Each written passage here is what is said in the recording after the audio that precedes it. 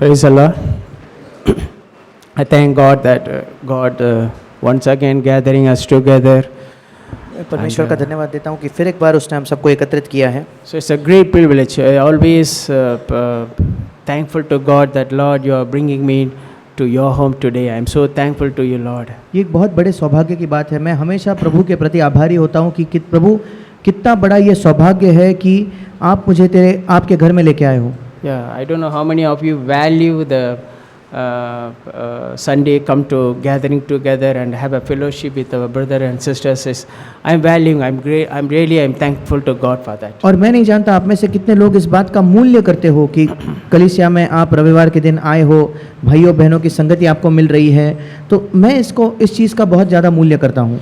Yeah, last week God spoke to me about to get strength from God. How it is important to have to become strong in Christ to live a Christian life. और पिछले हफ्ते प्रभु ने मुझसे बात की कि मसीह जीवन में जीने के लिए कैसे मसीह से हम सामर्थ को प्राप्त कर सकते हैं. And why we are maybe I myself many times we grieving God and doing something which is not pleasing to God, or sometimes we fall.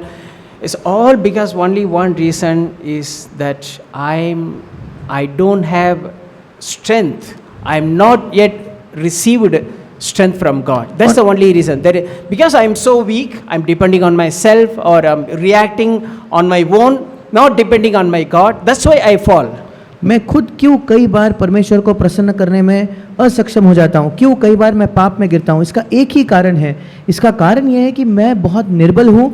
मैंने परमेश्वर से सामर्थ नहीं प्राप्त की. क्योंकि मैंने सामर्थ नहीं प्राप्त की इसलिए मैं गिर जाता हूँ. Okay, let's meditate few things about how we can get strengthened in Christ. और आइए आज हम कुछ बातों पर मनन करेंगे कि कैसे मसीह में हम सामर्थ को प्राप्त कर सकते To हैं. live a victorious life. एक and विजयी जीवन जीने के to लिए. bring glory to God. और परमेश्वर के नाम को महिमा लाने के लिए. Turn with me Acts chapter 1 verse 4, 5 and 8. मेरे साथ निकालिए प्रेरितों के काम उसका पहला अध्याय 4, 5 और 8 वचन. Acts chapter 1 verse 4. प्रेरितों के काम पहला अध्याय 4 वचन. Jesus gathered his apostles together यीशु मसीह ने अपने सब प्रेरितों को इकट्ठा किया and he commanded them not to leave Jerusalem but to wait for what the Father has promised. यीशु मसीह ने उन्हें आज्ञा दी कि वे यरूशलेम ना छोड़कर जाए बल्कि वे वहीं ठहरे रहे उसकी बाट जो है जिसकी प्रतिज्ञा पिता ने दी Which है. he said you heard of from me. और जो यीशु ने कहा कि इस प्रतिज्ञा को आपने मुझसे सुना है. For John baptized with water, but you will be baptized with the Holy Spirit not many days from now. 5वां वचन, क्योंकि यूहन्ना ने तो पानी में बपतिस्मा दिया है परंतु थोड़े दिनों के बाद तुम पवित्र आत्मा से बपतिस्मा पाओगे. See here we can see thing. The first is we have to wait at God's feet. सबसे पहले यहाँ फिर एक बार हम देखते हैं पहला काम क्या है. हमें परमेश्वर की बाट जोनी है, उसका इंतजार करना है. And it is God's promise that he will anoint us with his Holy Spirit and he will baptize us with his Holy Spirit. It's God's promise. It is not like it's I mean when we ask then only God give. No, God already promised that I will give you. You come to me, I will give you. और ये परमेश्वर का वायदा है, परमेश्वर की प्रतिज्ञा है. ऐसा नहीं कि जब हम मांगेंगे तभी मिलेगा. परमेश्वर ने एक वायदा, एक प्रतिज्ञा हमें दी है. And baptized, not just receiving the Holy Spirit, but baptized in the Holy Spirit. केवल ये नहीं कि पवित्र आत्मा को प्राप्त करना बल्कि पवित्र आत्मा का बपतिस्मा पाना. So what will happen? Why Jesus told his apostles you have to wait and receive the Holy Spirit and get baptized with the Holy Spirit? Why he said to Jesus, he said to his disciples and his apostles? अब क्यों यीशु ने कहा कि तुम इंतजार करो, पहले पवित्र आत्मा तुम पर आएगा, उसके बाद क्यों उसने उसके प्रेरितों को रुकने को कहा?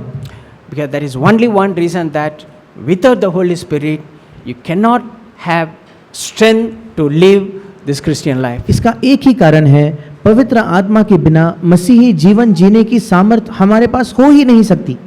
Okay, turn verse 8. 8वां वचन.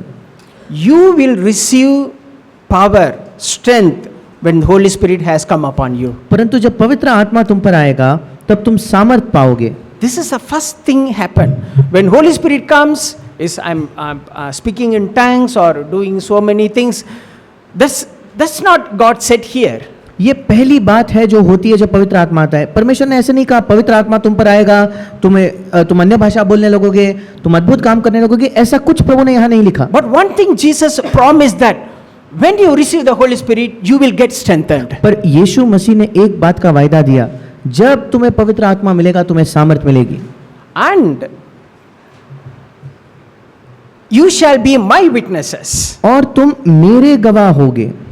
Both in Jerusalem and all Judea and Samaria and even to the remotest part of the earth. और तुम यरूशलेम और सारे यहूदिया और सामरिया में और पृथ्वी के छोर तक मेरे गवाह होगे। Almost Jesus covered the entire our the life where we are in the in our house, in our job, or maybe in our society, or wherever we are going, and everywhere we can be witness for Christ. और यहाँ लगभग प्रभु ने सब बातों को शामिल किया है, चाहे हमारा घर हो, हमारा परिवार हो, हम जहाँ काम करते हैं, हमारे आस पड़ोस में, हर जगह हम गवाह होंगे।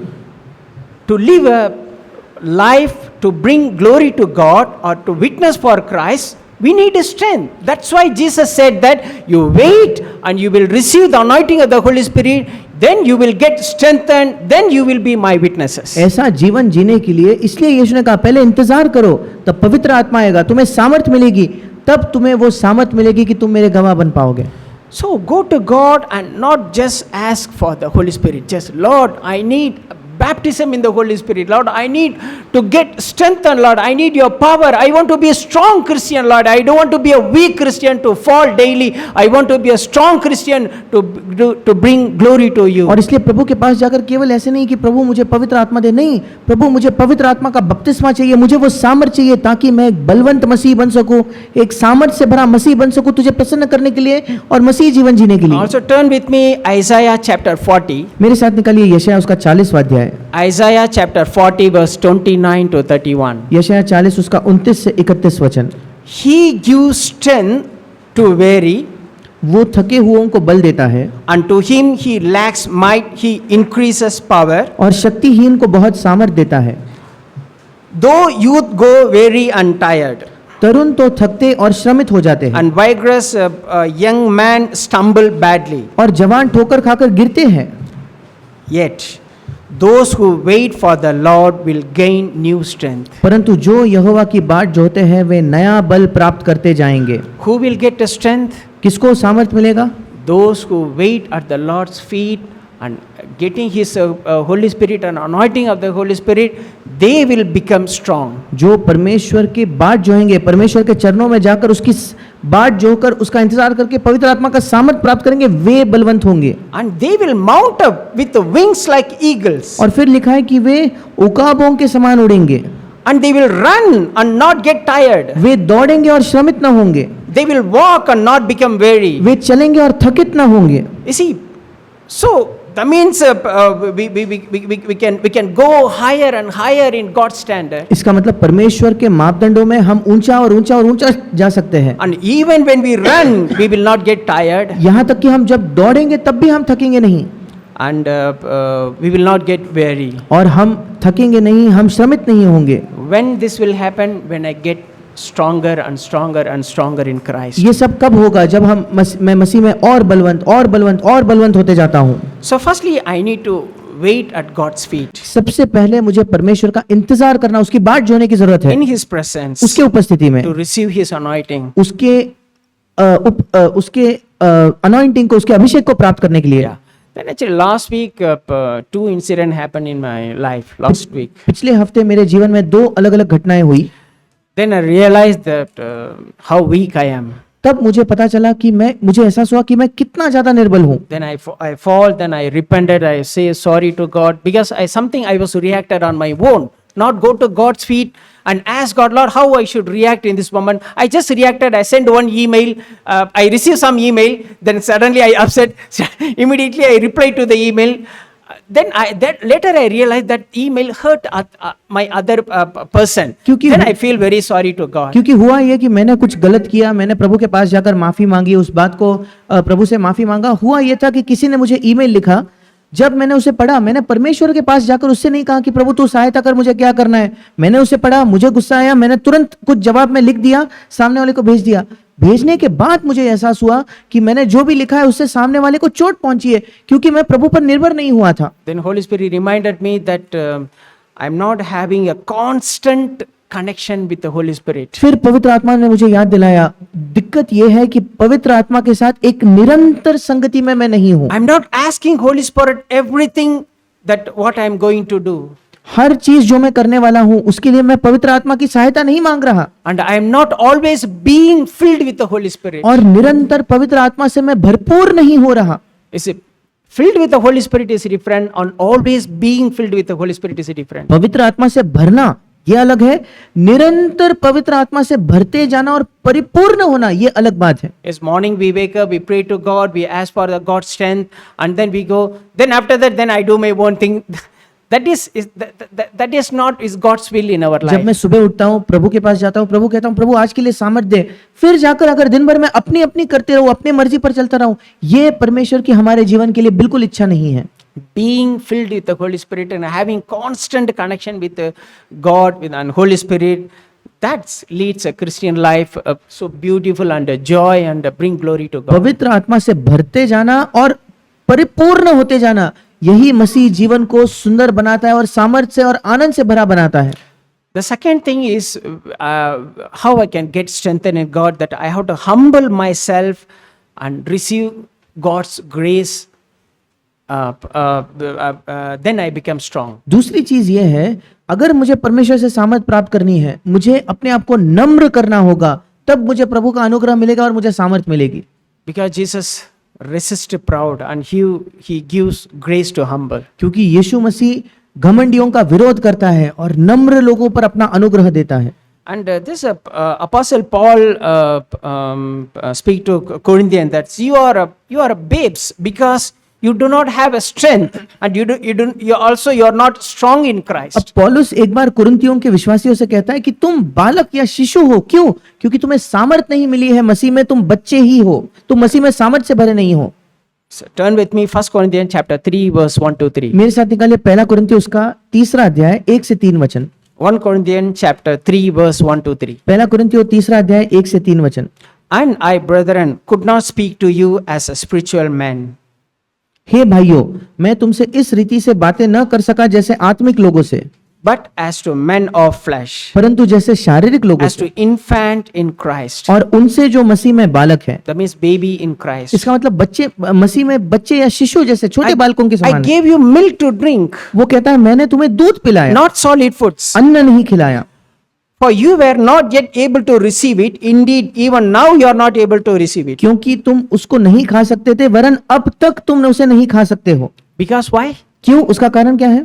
The reason is Paul is telling in the next word. अगले वचन में पौलुस इसका कारण बताता है। क्यों? For you are still fleshly. क्योंकि अब तक तुम शारीरिक You are हो so carnal. और तुम तुम शरीर में ही हो, शारीरिक हो। Yeah, for sin there is a jealousy and strife. There is argument and fight, and there is a jealous about other things among you. वो कहता है इसलिए कि जब तुम में डाह है, झगड़ा है, तुम बहस करते रहते हो, तुम लोगों से जलते हो, ईर्ष्या रखते हो, तो They are babies. जिन लोगों के पास ये सारे गुण है वे बालक है या शिशु है। And those who are reacting on with our own whatever we think we do, not consulting with God. और जो लोग अपने आप से प्रतिक्रिया दे देते हैं, मुझे जो लगता है मैं वही करूंगा, उसके पहले परमेश्वर से सलाह नहीं लेते। And here say are you not fleshly, and are you not walking like a mere man? और पौलुस पूछता है तीसरे वचन में, तो क्या तुम शारीरिक नहीं और क्या मनुष्य की रीति पर नहीं चलते? Why I am being like a man, like a normal worldly people?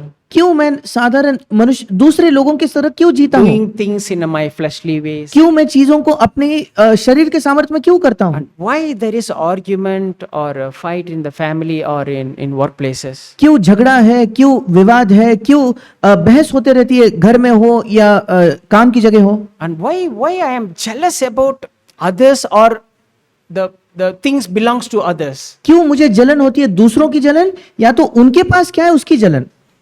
Because I'm not have a constant fellowship with God. एक कारण तो यह है कि प्रभु के साथ एक निरंतर संगति में मैं नहीं हूँ, I'm not being filled with the Holy Spirit. पवित्र आत्मा से मैं भरा नहीं जा रहा, And I'm not humble enough to go to God and receive His grace. मैं इतना नम्र नहीं हूँ कि मैं परमेश्वर के पास जाऊँ और उसका अनुग्रह प्राप्त करूँ। That's why there is a argument and fight and there are strifes and jealous and all these things is coming because I don't have a connection with God. इसलिए झगड़ा होता है और बहस होती है और तर्क वितर्क होते रहते हैं। क्यों? क्योंकि परमेश्वर के साथ वो संपर्क नहीं है। Whenever I tempted, all these things is what happened is after tempted, then I fall into sin. अब ये सारी चीजें जो यहाँ लिखी है, झगड़ा हो, बहस करना हो, ये सब कब हुई? पहले प्रलोभन हुआ, प्रलोभन के बाद मैं पाप में गिरा। So in the first step, when I get tempted, if I go to God, then ask God, Lord, I am so weak. Help me, Lord. Fill me, Lord, with your Holy Spirit. And God will give us His grace and help me to overcome the situation. सबसे पहले स्तर में ही जो पहला कदम है प्रलोभन का, तभी अगर मैं प्रभु के पास जाके कहूँ कि प्रभु मैं निर्बल हूँ, मुझे तेरा अनुग्रह दे, मुझे तेरा सामर्थ्य दे, तब मैं उस पाप में नहीं गिरते हुए प्रभु मुझे सामर्थ्य देगा। And Apostle Paul says that I am weak, then I humble myself, then I go to God, then I become strong. और इसलिए पौलुस ने एक और जगह कहा था, जब मैं निर्बल होता हूँ, उसका मतलब जब मैं अपने आप को नम्र करता हूँ, तब मेरे अंदर सामर्थ होती है। That means whenever I am weak, then I go to God. Now, whenever I am weak, I'm not saying that then reacting on my own way, then getting frustrated and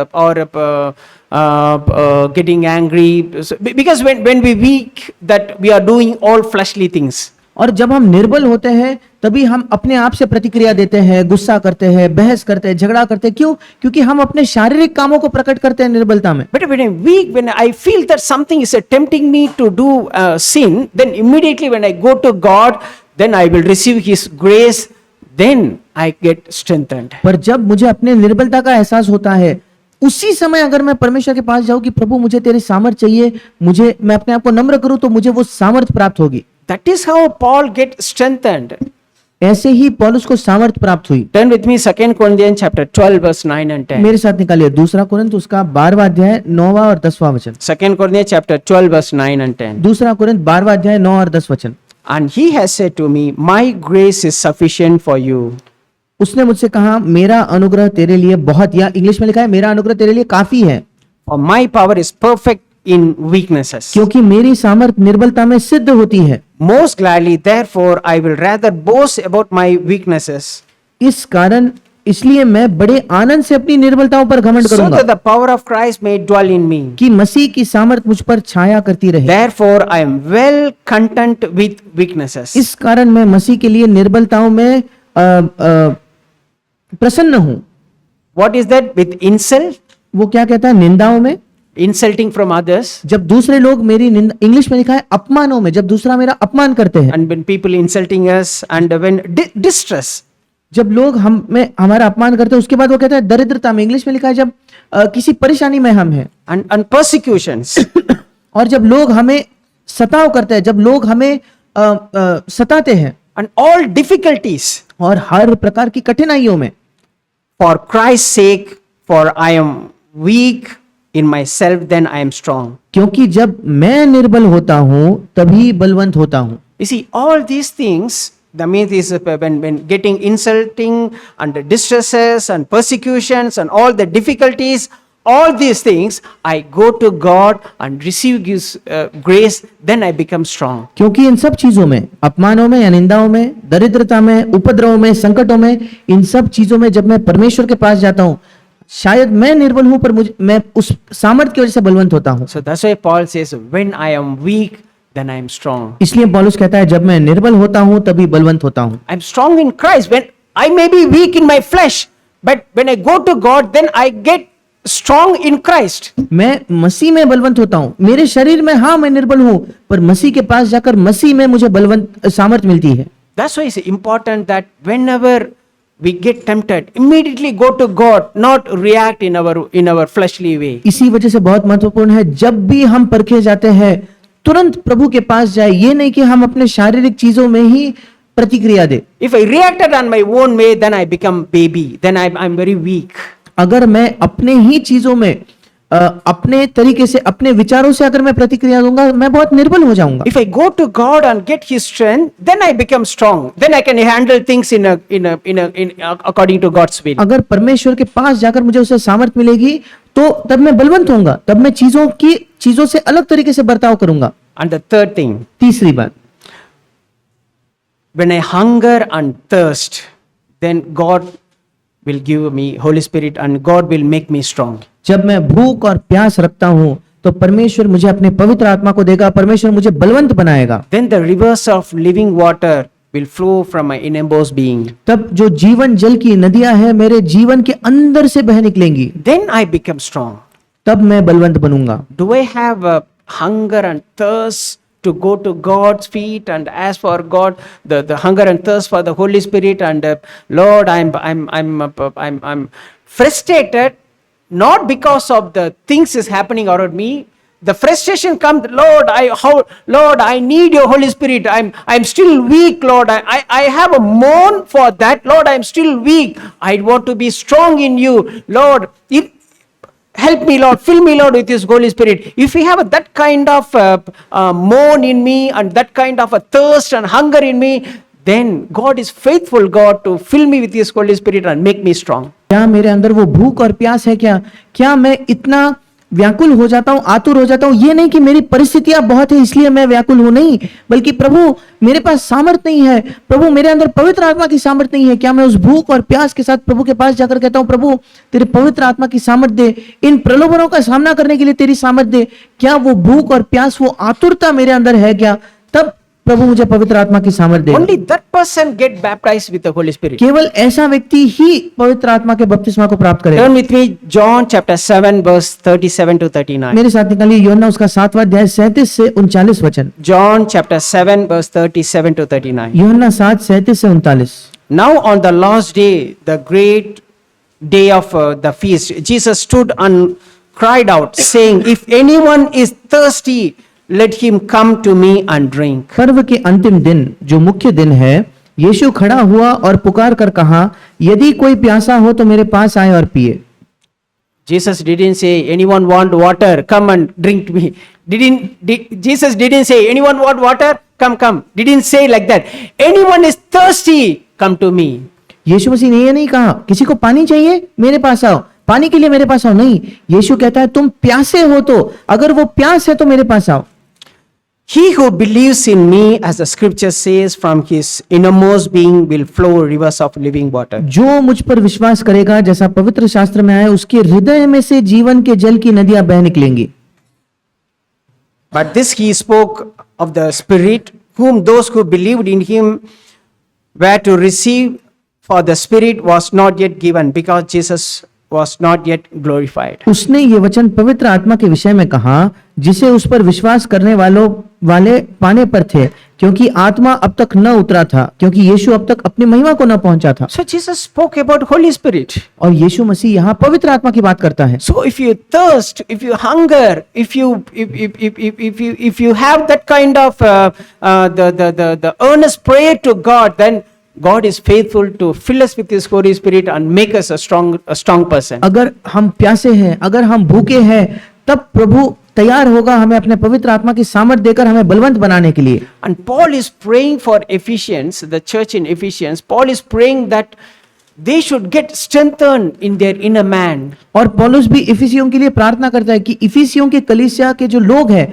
वे अपने अंदरूनी मनुष्यत्व में सामर्थ को प्राप्त कर सके, And through the power of the Holy Spirit. पवित्र आत्मा के सामर्थ के Turn द्वारा। with me Ephesians chapter 3. मेरे साथ निकालिए इफिसियों की पत्री उसका 3रा अध्याय। Ephesians chapter 3 verse 13 to 16. इफिसियों की पत्री 3रा अध्याय 13 से 16 वचन। Therefore I ask you not to lose heart at my tribulations.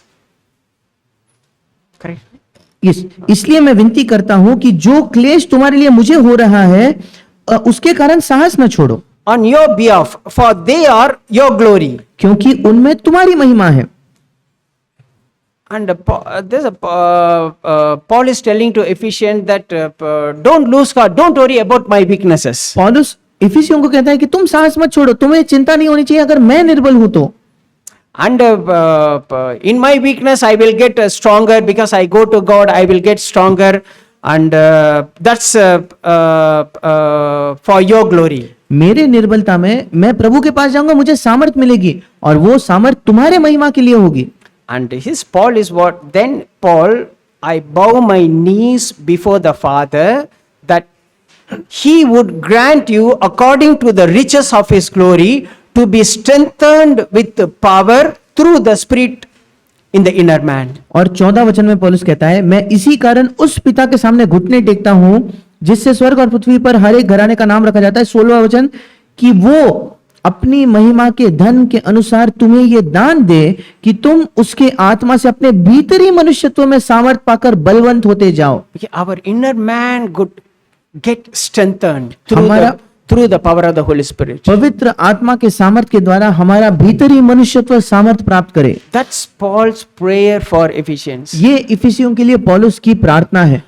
This is very important, that if I'm not strong, if I'm weak, I cannot live a Christian life and bring glory to God. ये बहुत महत्वपूर्ण है। अगर मैं निर्बल हूं, अगर मैं मेरे अंदर सामर्थ नहीं है तो मैं प्रभु को महिमा दे ही नहीं पाऊंगा, उसकी महिमा कर ही नहीं पाऊंगा। And fourthly, how I get strengthened. चौथी बात, कैसे मुझे सामर्थ प्राप्त होता है। And I need to apply and practice the word of God in my life. मुझे परमेश्वर के वचन को अपने जीवन में लागू करना है, बार बार उसे करके उसका अभ्यास करना है। Turn with me Hebrew chapter 5, मेरे साथ निकालिए इब्रियों की पत्री उसका 5वां अध्याय 12 to 14. 12 से लेकर 14 वचन। Hebrew chapter 5 verse 12 to 14. इब्रानियों 5 12 से 14। For though by this time you ought to be teachers, you have need again for someone to teach you the elementary principle of the oracles of God. समय के विचार से तो तुम्हें गुरु हो जाना चाहिए था, तो भी यह आवश्यक हो गया है कि कोई तुम्हें परमेश्वर के वचनों की आदि शिक्षा फिर से सिखाए। And you have become to need milk and not solid food. और तुम ऐसे हो गए हो कि तुम्हें अन्न के बदले अब तक दूध ही चाहिए। For everyone who partakes only of milk is not accustomed. I mean, they are not used to practice the word of righteousness, क्योंकि for दूध he is an infant. क्योंकि दूध पीने वाले बच्चों को तो धर्म के वचन की पहचान नहीं होती, क्योंकि वो बालक है। And that means who are the babies? मतलब इंग्लिश में लिखा है जो धर्म के वचन का अभ्यास नहीं करते, मतलब बालक कौन है?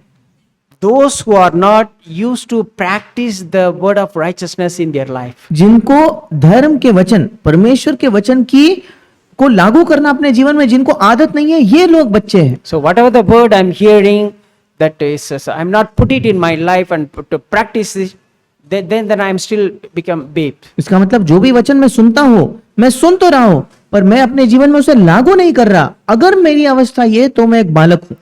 Verse 14. 14 वचन। But solid food is for the mature, अन्न या ठोस अन्न सयानों के लिए who है, because of practice have their senses trained to discern good and evil. जिनकी ज्ञान इंद्रिया अभ्यास करते करते भले बुरे के भेद करते में निपुण हो गई है। And solid food for mature people. और ठोस भोजन किसके लिए होते हैं? सयाना या जो प्रौढ़ व्यक्ति है उसके लिए। Who are these people? ये लोग कौन है? They practice their senses, that mean on according to God's sight, which is good, which is wrong, not on my own idea or not my own way of thinking. I'm saying in God's sight, then I'm applying the word of God, then I'm doing good and evil. जो ज्ञान इंद्रिय का अभ्यास करते हुए, मतलब अपने विचार से, अपनी बुद्धि से नहीं, परमेश्वर के विचार से और उसके I mean, you see, applying the word of God. For example, I give you one example. मैं एक उदाहरण आपको देता हूँ। God says, love your enemy. परमेश्वर का वचन कहता है अपने शत्रुओं से प्रेम करो। This is applying the word of God in my life, then I become strong. जब मैं इस वचन को अपने जीवन में लागू करूंगा, तब मुझे सामर्थ मिलेगा। If I'm not applying this word of God, I'm baby, then I'm reacting on my own self, then enemy means he is enemy. I have to hate him. अगर मैं इस वचन को अपने जीवन में लागू नहीं करता, उसका मतलब क्या है? अगर कोई मुझे तकलीफ दे, कोई मेरा शत्रु हो जाए, मैं कहूंगा नहीं नहीं, शत्रु मतलब ये मेरा शत्रु है, मुझे इससे नफरत करनी है, घृणा करनी You है। understand the baby and mature person? फिर आपको अंतर पता चलेगा, एक बच्चा कौन है, एक सयाना, एक प्रौढ़ व्यक्ति कौन है। The baby is reacting on their own, बच्चा जो है वो अपने आप से प्रतिक्रिया देता not है, applying the word of God. वो परमेश्वर के वचन को अपने जीवन में लागू ही नहीं कर रहा। A mature person applying the word of God, then God says, no, I should not hate my enemy. I have to love my enemy. That's the word of God says, I have to apply that. Then I become strong and mature person. पर परमेश्वर का वचन कहता है मुझे अपने शत्रु से घृणा नहीं करनी है, नफरत नहीं करनी है, मुझे प्रेम करना है। जब मैं इस वचन को अपने जीवन में लागू करूं, तब मैं सयाना व्यक्ति या एक प्रौढ़ व्यक्ति बनता हूं। And last, fifthly, आखिरी पांचवी चीज, I will get strengthened when I give thanks to God in all circumstances. मुझे सामर्थ तब मिलेगी जब मैं परमेश्वर को धन्यवाद दूंगा मेरे सारी परिस्थितियों में, Without any kind of murmuring or complaining. किसी भी प्रकार के कुड़कुड़ाहट के बिना, किसी भी प्रकार की शिकायत के बिना। Turn with me Philippians chapter 4, मेरे साथ निकालिए फिलिपियों की पत्री 4 अध्याय 11 to 13. 11 से 13 वचन। Philippians chapter 4, फिलिपियों की पत्री उसका 4 अध्याय 11 to 13. 11 से 13 वचन। Not that I speak from want, ये नहीं कि मैं अपने घटी के कारण ये कहता हूं, for I have learned to be content in whatever circumstance I am. क्योंकि मैंने ये सीखा है कि जिस दशा में हूं उसी में संतोष करूं। You see, Paul learned it. It's not something his own character. पौलुस ने ये, वो कहता है कि मैंने सीखा है, मतलब उसका मूलभूत स्वभाव, उसका पहले का चरित्र ये नहीं था। Being content is not Paul's character. He say, I learned it. संतुष्ट होना ये पौलुस का स्वभाव नहीं था। पौलुस कहता है मैंने इस बात को सीखा है। Because you know, Paul was a very rich man. And क्योंकि- he was a PhD and very rich man. Then आप जानते हो कि पौलुस बहुत अमीर था, शायद वो पीएचडी, इतनी पढ़ाई लिखाई उसकी थी, बहुत धनवान वो व्यक्ति था। and here Paul says that I learned to be content in whatever the circumstance I am. वो कहता है मैं जिस किसी दशा में हूं, जिस किसी परिस्थिति में हूं, मैंने संतुष्ट होना सीख लिया है। In verse 12, 12वां वचन, I know how to get along with humble. मैं दीन होना भी जानता हूं। Humble means, and I know how to be live in prosperity. और बढ़ना भी जानता हूं। दीन होना मतलब कम के साथ मैं जीवन जी सकता हूं, बहुत ज्यादा हो तो उसके साथ भी जीवन जी सकता हूं। And in any and every circumstance, I have learned to learn to secret of being filled and going hungry. हर एक बात और सब दशाओं में मैंने तृप्त होना, भूखा रखना सीख लिया है। And both are having abundance and suffering. भूखा होना भी और बढ़ना घटना, ये दोनों चीजें मैंने सीखा है। In all the circumstances, whether I am have a prosper, I have a, or I have a not even meeting my needs, the situation, or when I being filled with so many things, or with I am so hungry, or with abundance, or I am suffering, in every situations, I learn to be content. और वो कहता है कि मैं सीख गया हूं, चाहे मेरे पास बहुत ज्यादा हो, मेरे पास भरपूरी हो, या मेरे पास बहुत थोड़ा हो, मेरे पास पैसे की कमी है, खाना नहीं है, पीड़ा है, इन सभी परिस्थितियों में मैंने संतुष्ट रहना सीख लिया है।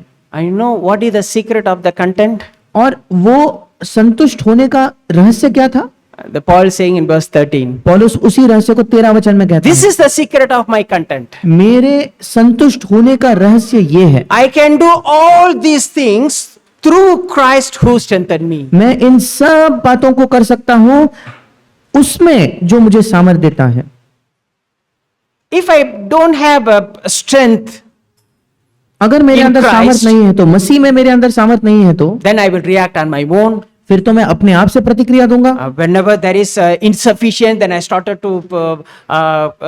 started to murmur and complain. जब भी मुझे मेरे पास घटी होगी, कमी होगी, तो मैं शिकायत करूंगा, कुड़कुड़ाऊंगा, बुड़बुड़ाऊंगा। Whenever there is a sickness, I complain. जब भी बीमारी है मैं शिकायत करूंगा। And whenever there is lacking in my life, I started to complain. मेरे जीवन में किसी भी बात की कमी हो जाए, कुछ कम पड़ जाए, मैं शिकायत करने लगूंगा। Whenever there is a lacking, I start to complain. जब भी कोई भी घटी है, कोई भी कमी है, मैं तुरंत शिकायत करूंगा। I'm not able to content with what I in all the circumstances. क्योंकि सब परिस्थितियों में संतुष्ट होना मैंने नहीं सीखा है। Because I'm so weak, I'm depending on my own self. क्योंकि मैं इतना निर्बल हूं, मैं तो अपने आप पर निर्भर हूं। And Paul is telling that I can do all these things, I can be content through Christ who strengthened me. और पौलुस कहता है कि मैं सब कुछ कर सकता हूं, मैं सारी चीजें कर सकता हूं, मैं संतुष्ट हो सकता हूं। कब? जो मुझे सामर्थ देता है उसमें मसीह के द्वारा मैं संतुष्ट हो सकता हूँ। So I have to be thankful to God that Lord, even less I am thankful to you. Even I have more, I am thankful to you. Lord, even I am suffering, I am thankful to you. Even I am sickness, I am thankful to you. Because you are my Father, you care for me, you know everything, you know my future, you know my present, you know everything, Lord. And you are my Father. If I have that kind of belief and trust and hope in God, then I can be being content in all और circumstances. इसलिए अगर मेरे पास कमी हो मैं प्रभु का धन्यवाद दूंगा, अगर भरपूरी हो तो भी प्रभु का धन्यवाद दूंगा। क्यों? मैं पीड़ा में हूँ, बीमारी में हूँ, किसी भी अवस्था में हूँ, मैं प्रभु का धन्यवाद दूंगा। क्यों? क्योंकि परमेश्वर मेरा प्रेमी पिता है, उसे मेरी परवाह है, इसलिए सब बातों में मैं संतुष्ट होकर उसे धन्यवाद दे सकता हूँ। So really God strengthened me with His word. और वाकई परमेश्वर ने उसके वचन से मुझे सामर्थ And दिया है। how important to be strong in Christ, कितना महत्वपूर्ण है मसीह में सामर्थ को प्राप्त करना, to live the discipleship life and being a true disciple of Christ. शिष्य होने का जीवन जीना और मसीह का एक सच्चा शिष्य बनना। And without a strength, we cannot live this life. और उस सामर्थ के बिना हम इस जीवन को नहीं जी पाएंगे। May God help us be a परमेश्वर strong हमारी Christian and live for His glory. परमेश्वर हमारी सहायता करे कि हम बलवंत मसीह बनकर उसके महिमा के लिए जिए।